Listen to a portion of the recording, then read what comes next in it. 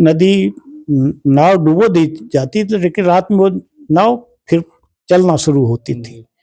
उसमें वास्तव में देवरहा बाबा के जो शिष्य थे, शिष्य कहिए भतीजे कहिए, उनका योगदान इस मामले में वो था कि वो व्यवस्था करते थे कार सेवकों को इधर से उस पार ले जाने में।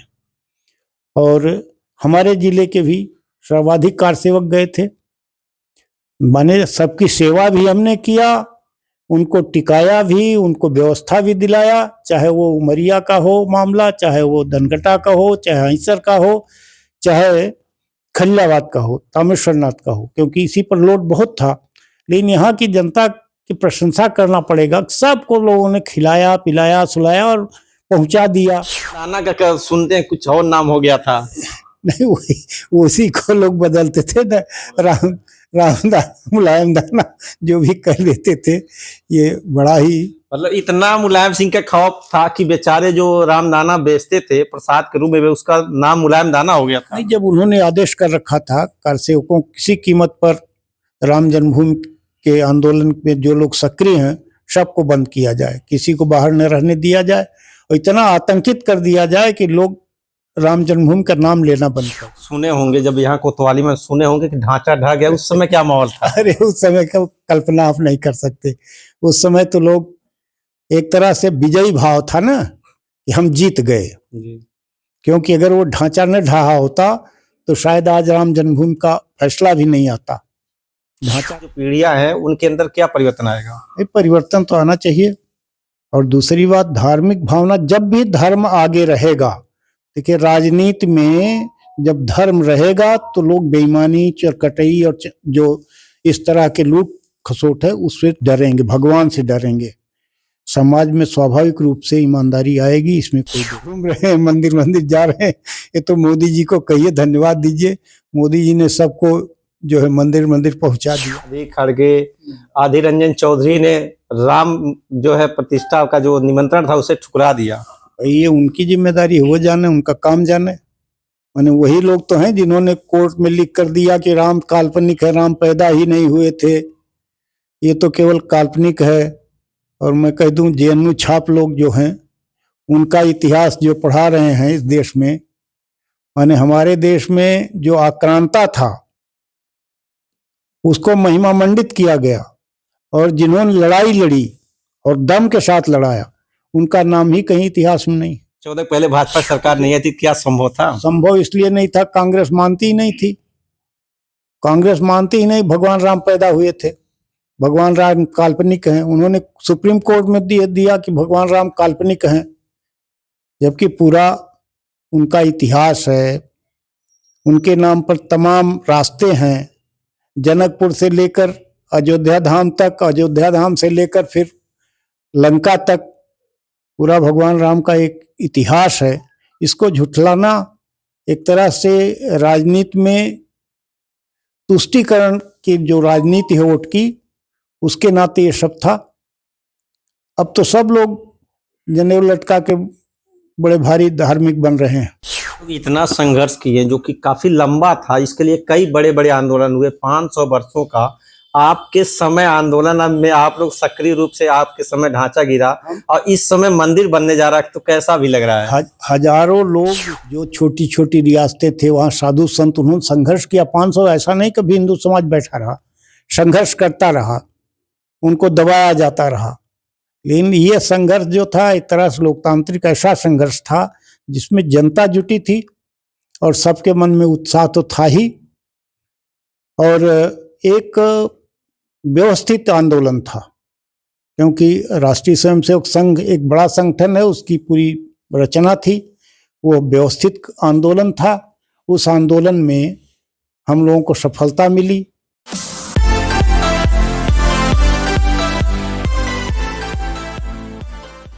श्री राम मंदिर के प्राण प्रतिष्ठा का डेट आ गया है 22 जनवरी। लगातार इंतजार का ये दिन जो है एक एक मिनट खत्म हो रहा है, और उस राम मंदिर के आंदोलन के लिए कितने लोगों ने लड़ाइयाँ लड़ी थी। 500 वर्षों के बाद आज वो दिन आया हुआ है। किस प्रकार से आंदोलन चला था, कैसे कैसे हुआ था, लोगों को पूरी जानकारी नहीं है। हमारे साथ आज मौजूद है जो उस राम मंदिर आंदोलन में शुरू से संत कबीर नगर जिले के रहने वाले हैं, जो कि पूर्व सांसद हैं इंजित मिश्रा जी। सर, सबसे पहले आपको जय श्री राम। जय श्री राम। सर, ये कैसे ये राम मंदिर का जो शुरुआत कैसे आंदोलन हुआ था आप लोगों समय में? राम जन्मभूमि का आंदोलन संघ के एजेंडे में था।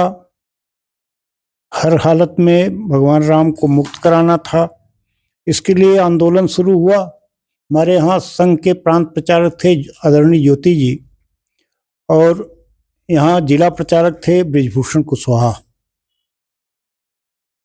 जब आंदोलन तेजी पर आया 89 में, तो उसी समय विश्व हिंदू परिषद के जो अध्यक्ष थे हरिश्चंद्र प्रताप सिंह, वो गिरफ्तार हो गए। साथ ही साथ जो नामी ग्रामी नेता थे भाजपा के, वो सब लोग भी अरेस्ट हो गए। भाजपा का मैं जिला उपाध्यक्ष था, और हरिश्चंद्र प्रताप सिंह के अरेस्ट होने के बाद पूरे जिले में कोई ऐसा व्यक्ति नहीं था जो सबको जानता हो और सबको काम पर लगा सके। तब हमारे ऊपर एक जिम्मेदारी आई कि आप विश्व हिंदू परिषद के उपाध्यक्ष बना दिए गए हैं। फिर हमने कार्यक्रम शुरू किया। हमारे कार्यक्रम में यहाँ की जनता का इतना सहयोग था कि जहाँ भी बुलाइए अपने लोग इकट्ठा होते थे, अपने साधन वाहन लेते थे, पैसा जुटाते थे, और फिर बस करके अयोध्या जाते थे। कई कार्यक्रम ऐसे हुए जिसमें कार्यकर्ताओं को या आम जनता को बड़ा आक्रोश होता था। ये संघ वाले जाकर हम लोगों को घुमाते हैं और फिर वापस कर देते हैं। एक बार तो बालू का पूजन हुआ, तो उन्होंने कहा अब हम नहीं मानेंगे। फिर दोबारा कार्यक्रम जैसा शुरू हुआ, फिर कार्यसेवकों ने परिश्रम से वो ढांचा गिराया। संजोग से हमारा ऐसा जिला है, यहाँ कलकत्ता से भी, माने बंगाल से आने वाले, बिहार से आने वाले सभी कार्यसेवक, चाहे वो पढ़े लिखे हों चाहे अपढ़ लोग रहे हों, सब इसी बस संत कबीर नगर जिले को पार करते हुए आते थे। क्योंकि गोरखपुर से जो आता था सड़क छोड़ करके वो दनघटा, उमरिया, तामेश्वरनाथ यही रास्ता पकड़ता था, सीधे चला जाता था नदी के किनारे तक। वहां से नाव की व्यवस्था थी, दिन में नाव डुबो देते थे, दिन व्यवस्था थी, उस व्यवस्था के द्वारा कार्यसेवक उस पार निकल जाते थे। हमारे नदी पे जो है नाव डुबोई जाती थी ताकि जो है लोग जान ना पाए। वो नदी नाव डुबो दी जाती थी, लेकिन रात में वो नाव फिर चलना शुरू होती थी। उसमें वास्तव में देवरहा बाबा के जो शिष्य थे, शिष्य कहिए भतीजे कहिए, उनका योगदान इस मामले में वो था कि वो व्यवस्था करते थे कार्यसेवकों को इधर से उस पार ले जाने में। और हमारे जिले के भी सर्वाधिक कार्यसेवक गए थे, माने सबकी सेवा भी हमने किया, उनको टिकाया भी, उनको व्यवस्था भी दिलाया, चाहे वो उमरिया का हो मामला, चाहे वो दनघटा का हो, चाहे हंसर का हो, चाहे खलिलाबाद का हो, तामेश्वरनाथ का हो, क्योंकि इसी पर लोड बहुत था। लेकिन यहाँ की जनता की प्रशंसा करना पड़ेगा, सबको लोगों ने खिलाया पिलाया सुलाया और पहुंचा दिया नदी के किनारे। ये शिला पूजन भी कार्यक्रम चला था जो ईंट का गांव का, वो कैसा कार्यक्रम था? इसी कार्यक्रम की तैयारी के निमित्त शिला पूजन चला था। शिला पूजन में संत कबीर नगर जिले में केवल 3 गांव को छोड़कर, खलिलाबाद तहसील के 3 गांव को छोड़कर सभी गांव से शिला पूजन हुआ था। वो शिलाएं इकट्ठा हुई, वो अयोध्या भेजी गई थी, ट्रक से गई थी। तो ये एक वातावरण बनाने का काम हुआ था। वो गोली कांड कब हुआ था जो काफी चर्चा में था? सबसे पहले गोली कांड जो हुआ था राम मंदिर के लिए, गोली कांड मुख्य रूप से 89 में और 89 और 91 दो समय वो हुआ था। लेकिन जो मुलायम सिंह ने कांड करवाया था, माने उन्होंने गोली चलवाया था, मुख्य रूप से जब ढांचा गिरा है उसके पहले की घटना है।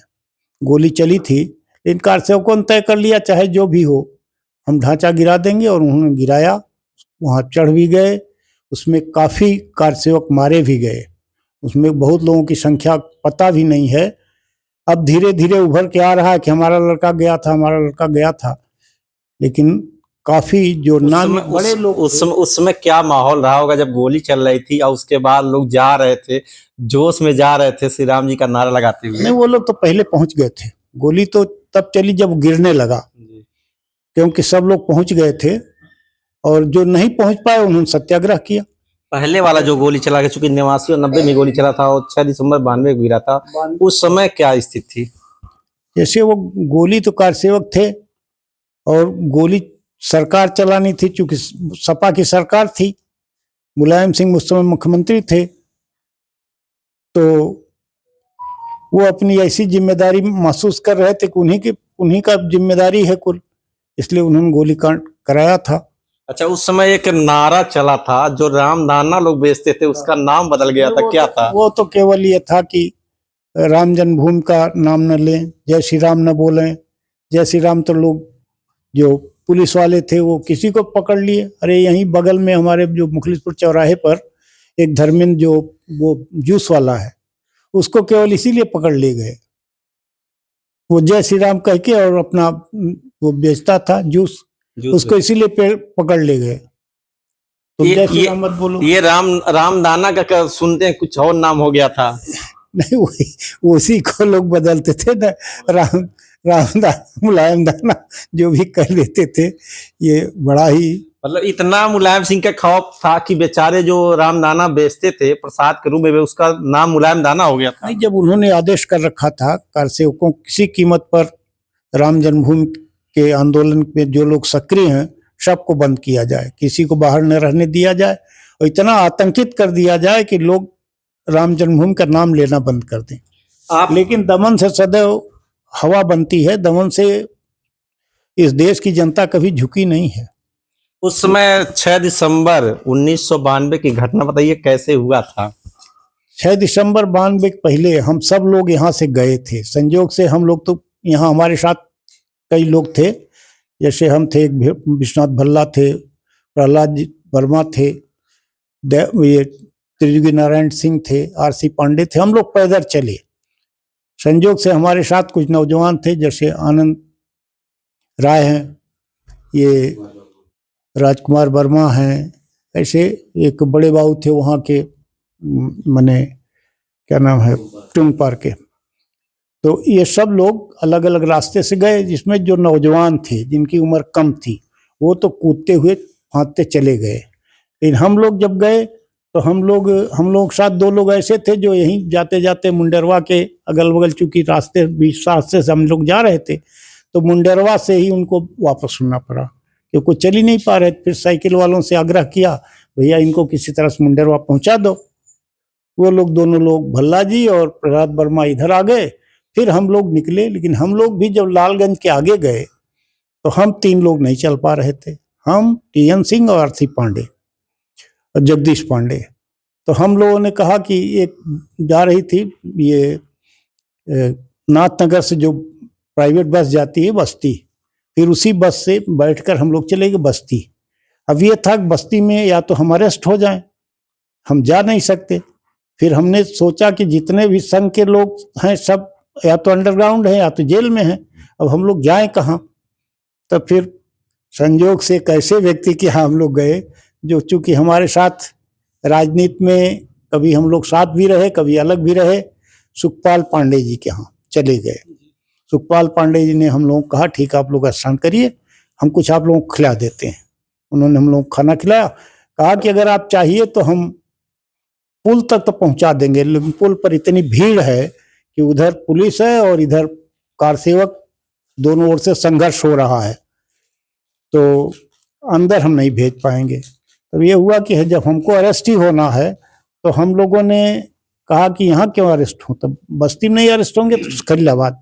फिर हम लोग खलीलाबाद आ गए और हल्ला हुआ कि हम लोग सत्याग्रह करेंगे।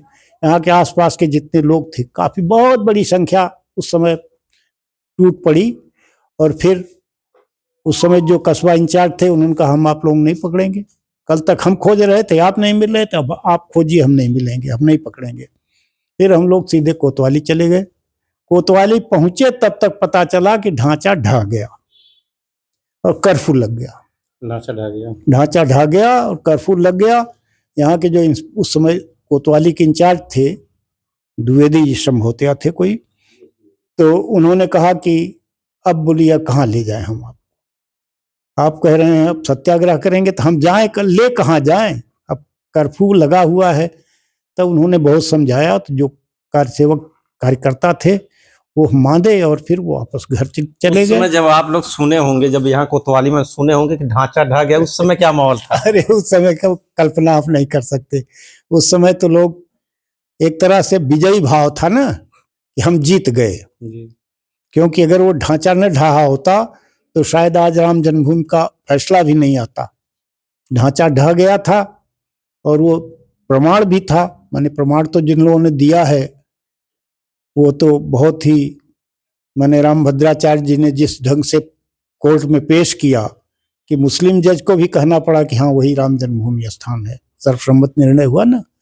अभी आप लोग इतना संघर्ष किए जो कि काफी लंबा था, इसके लिए कई बड़े बड़े आंदोलन हुए, 500 वर्षों का आपके समय आंदोलन में आप लोग सक्रिय रूप से, आपके समय ढांचा गिरा और इस समय मंदिर बनने जा रहा है, तो कैसा भी लग रहा है? हजारों लोग उसके लिए मरे हैं। जो छोटी छोटी रियासतें थे वहाँ साधु संत उन्होंने संघर्ष किया। 500 ऐसा नहीं कभी हिंदू समाज बैठा रहा, संघर्ष करता रहा, उनको दबाया जाता रहा। लेकिन ये संघर्ष जो था एक तरह से लोकतांत्रिक ऐसा संघर्ष था जिसमें जनता जुटी थी और सबके मन में उत्साह तो था ही, और एक व्यवस्थित आंदोलन था, क्योंकि राष्ट्रीय स्वयंसेवक संघ एक बड़ा संगठन है, उसकी पूरी रचना थी, वो व्यवस्थित आंदोलन था। उस आंदोलन में हम लोगों को सफलता मिली, तमाम लोग उसमें लगे। कार्यसेवकों, मैंने कहा ना, बीच बीच से कलकत्ता से लेकर जो इस क्षेत्र में जा रहे थे सब कार्यसेवक जो है यहीं से होकर गुजर रहे थे। अभी आपकी उम्र कितनी है? हम तो 80 के हो गए। अभी जब मंदिर बनने जा रहा तो कितने जो है कितना उत्साह आपको लग रहा है? अरे भाई हम लोग एक बार हो आए, संजोग से मेरा सौभाग्य है, वहाँ एक हमारे रिश्तेदार हैं जो पीएससी के कमांडेंट है, वो वहाँ तक अनुमति लेकर पहुँचा दिए थे मंदिर के बगल तक। वो बैरिकेटिंग है, बैरिकेटिंग तक पहुँचा दिया। उन्होंने कहा यहीं से आप लोग दर्शन कर लीजिए, तो हम लोग दर्शन कर आए हैं परिवार सहित। 22 को कैसा उत्साह रहेगा जिस दिन होगा? 22 को तो हम लोगों का यहीं रहना है और वही अखंड रामायण और मंदिरों में फिर दीपक जलाने का, दिवाली बनाने का ये कार्यक्रम जो है ये हम लोग यहीं से करेंगे। जो अभी बच्चे हैं, नौजवान हैं, उनके लिए क्या कहना चाहेंगे? उनको तो वो इस स्थिति का ज्ञान नहीं है, लेकिन फिर भी उत्साह तो है। उत्साह तो मैं कहता हूँ मीडिया को धन्यवाद दें, हमसे ज़्यादा तो मीडिया ने इतना प्रचार कर दिया है कि आज इस समय मीडिया में केवल राम दरबार की ही चर्चा हो रही है। यह तो समाज की स्थिति को देख करके मीडिया ने जो आगे कदम रहा है वो भी बहुत अच्छा है और लोगों को उत्साह बहुत है। हाँ, 2014 पहले भाजपा सरकार नहीं आई थी, क्या संभव था? संभव इसलिए नहीं था, कांग्रेस मानती ही नहीं थी। कांग्रेस मानती ही नहीं, भगवान राम पैदा हुए थे, भगवान राम काल्पनिक हैं। उन्होंने सुप्रीम कोर्ट में दिया कि भगवान राम काल्पनिक हैं, जबकि पूरा उनका इतिहास है, उनके नाम पर तमाम रास्ते हैं, जनकपुर से लेकर अयोध्या धाम तक, अयोध्या धाम से लेकर फिर लंका तक पूरा भगवान राम का एक इतिहास है। इसको झुठलाना एक तरह से राजनीति में तुष्टीकरण की जो राजनीति है वोट की, उसके नाते ये सब था। अब तो सब लोग जनेऊ लटका के बड़े भारी धार्मिक बन रहे हैं। ये जनेऊ कौन लटकाता है? जो लोग लटका कर घूम रहे हैं, मंदिर मंदिर जा रहे हैं, ये तो मोदी जी को कहिए, धन्यवाद दीजिए। मोदी जी ने सबको जो है मंदिर मंदिर पहुंचा दिया। अभी आज मीडिया में आया है कि सोनिया गांधी, खड़गे, आदिर रंजन चौधरी ने राम जो है प्रतिष्ठा का जो निमंत्रण था उसे ठुकरा दिया। ये उनकी जिम्मेदारी है, वो जाने, उनका काम जाने। माने वही लोग तो हैं जिन्होंने कोर्ट में लिख कर दिया कि राम काल्पनिक है, राम पैदा ही नहीं हुए थे, ये तो केवल काल्पनिक है। और मैं कह दूं जेएनयू छाप लोग जो हैं उनका इतिहास जो पढ़ा रहे हैं इस देश में, माने हमारे देश में जो आक्रांता था उसको महिमा मंडित किया गया, और जिन्होंने लड़ाई लड़ी और दम के साथ लड़ाया उनका नाम ही कहीं इतिहास में नहीं है। अभी जो राम मंदिर बन जा रहा है तो ये भविष्य की जो पीढ़ियां हैं उनके अंदर क्या परिवर्तन आएगा? ये परिवर्तन तो आना चाहिए। और दूसरी बात, धार्मिक भावना, जब भी धर्म आगे रहेगा, देखिए राजनीति में जब धर्म रहेगा तो लोग बेईमानी, चरकटई और जो इस तरह के लूट खसोट है उससे डरेंगे, भगवान से डरेंगे। समाज में स्वाभाविक रूप से ईमानदारी आएगी, इसमें कोई दो मत नहीं। तो आप हैं पूर्व सांसद इंजीत मिश्रा जी, किस प्रकार से आंदोलन चला, कैसे आप आंदोलन को लीड किए? आप बता रहे हैं उस समय जब ये दौर चल रहा था तो जिले में इक्का दुक्का लोग रहते थे जो कमान संभालते थे, और उस समय की स्थिति ये थी कि आप भाजपा के जिला उपाध्यक्ष थे, उसके बाद विश्व हिंदू परिषद के जो है जिला उपाध्यक्ष बनाए जाते कि आप जिम्मेदारी संभालिए। उस समय बता दें ये संत कबीर नगर जिला जो है उस समय जिला नहीं था, उस समय बस्ती जिला था, जिसमें आज 3 जिले बन चुके हैं, बस्ती, संत कबीर नगर, सिद्धार्थ नगर, तीनों जिलों के आप जो है जिला उपाध्यक्ष थे। और किस प्रकार से कैसे कैसे आंदोलन हुआ आप बताएं। आप देखते रहिए संतोष चौहान, सच बात लाइव।